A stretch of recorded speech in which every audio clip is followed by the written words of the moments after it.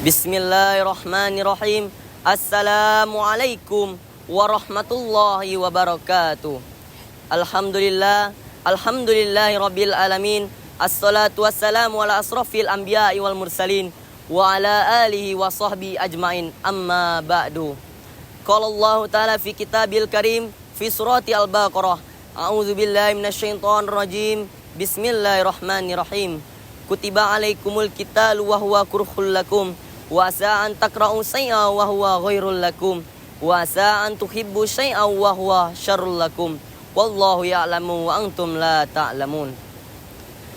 Sahabat santri yang insyaallah dirahmati oleh Allah Subhanahu wa taala, kita sebagai ciptaan Allah Subhanahu wa taala wajiblah bagi kita untuk bersyukur atas nikmat yang telah Allah berikan kepada kita, mulai dari kepala, tangan, kaki dan seluruh apa yang kita miliki sekarang merupakan nikmat dan karunia dari Allah Subhanahu wa taala.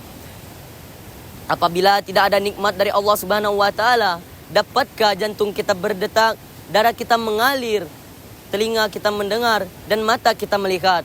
Tentu tidak. Sehingga dengan nikmat itu kita masih dapat merasakan fasilitas-fasilitas yang telah Allah berikan kepada kita. Yang menjadi pertanyaan, apakah kita telah menggunakan kenikmatan Allah Subhanahu wa taala itu untuk mendekatkan diri kepadanya atau bahkan justru sebaliknya?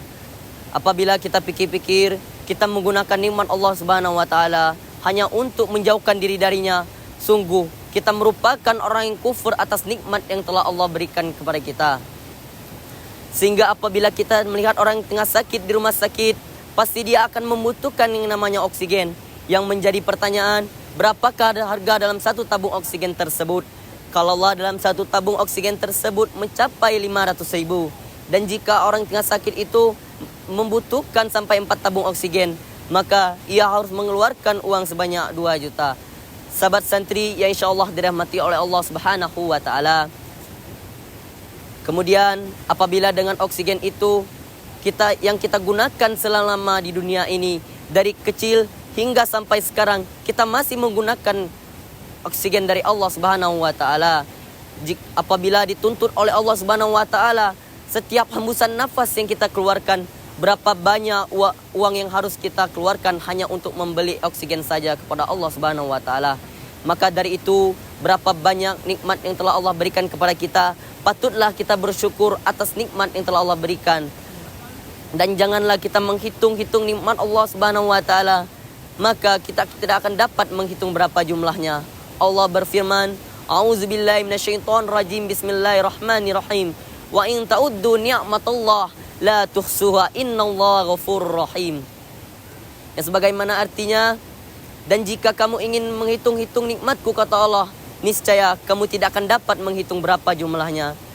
Quran surat An-Nahl ayat 18. Maka ayat di atas jelas-jelas menyatakan bahwasannya kita tidak akan dapat menentukan berapa nikmat yang telah Allah berikan kepada kita. Begitu banyak dan nikmat dan karunia dari Allah Subhanahu wa taala yang diberikan kepada kita. Maka kita hanya dapat memuji, mensyukur dan mensucikan atas kemahabesaran dan kemahamurahan Allah Subhanahu wa taala. Memfungsikan kenikmatan itu menurut apa yang dikehendakinya serta beribadah kepadanya.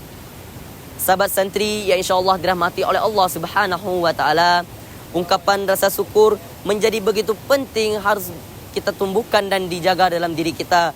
Sebab dengan bersyukur kita akan selalu ingat kepada yang memberi dan untuk apa kenikmatan tersebut diberikan kepada kita, agar kita tidak salah dalam menggunakan nikmat Allah Subhanahu wa taala, yaitu menggunakan nikmat dan karunia yang telah Allah berikan kepada kita itu pada misi kebaktian dan ketaatan sesuai apa yang dikehendaki Allah, agar ia ridha dan senantiasa menambahkan anugerah dan nikmat kepada kita. Allah menegaskan dalam firman-Nya, sesungguhnya barang siapa yang mensyukuri nikmatku, kata Allah, maka akan kutambah nikmat kepadanya, dan barang siapa yang mengkufuri nikmatku, maka azabku amatlah pedih. Quran surat Ibrahim ayat 7. Ayat di atas jelas-jelas menyatakan bahwasannya Allah akan menambahkan nikmat kepada orang yang mau bersyukur kepadanya, menganugerahkan kepadanya secara benar. Sungguh tak bermoral dan tak tahu diri orang yang tak mau bersyukur kepada Allah Subhanahu wa taala. Apalagi yang sebagaimana yang kita ketahui, manfaat dari sikap bersyukur itu akan kembali kepada diri kita sendiri. Tidak sedikit pun Allah menginginkan apapun dari kita dan tidak pula mendapatkan kerugian atas perbuatan hambanya. Apakah kita merupakan orang yang bersyukur atau bahkan malah sebaliknya? Sahabat santri yang insyaallah dirahmati oleh Allah Subhanahu wa taala. Oleh sebab itu, kita sebagai makhluk yang dhaif harus pandai-pandai bersyukur dan beribadah hanya kepada Allah Subhanahu wa taala. Pengabdian dan penghambaan harus kita laksanakan dengan ikhlas hanya karena Allah Subhanahu wa taala. Allah berfirman, "A'udzubillahi minasyaitonirrajim. Bismillahirrahmanirrahim.